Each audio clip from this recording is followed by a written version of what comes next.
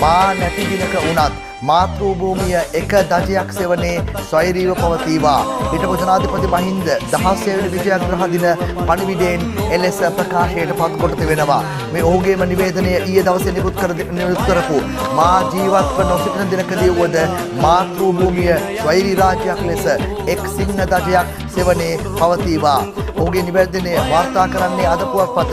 රට වෙනුවෙන් දීපිදු තම දරුවගේ නම රණවිරු ස්මාරක නාම්පුරුවේ වියපත් දැසින් සොයන මව්වරුන්ද පියවරුන්ද මම දැක ඇත්තෙමි.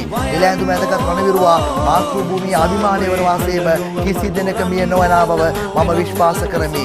ඒ හිටපු ජනාධිපති මහින්ද රාජපක්ෂ ඒ තමයි කටක් ඇර බයක් සැකක් නැතුව කිව හැකි නම. මේ යුද්ධයට ලබා දුන්නු දේශපාලන නායකත්වය ලෝභකමක් ඊර්ෂ්‍යාවක් කුහකත්වයක් නැතුව කටක් ඇර විවෘතව කිව හැකි දේශපාලන නායකත්වය ලබා දුන් මිනිසා.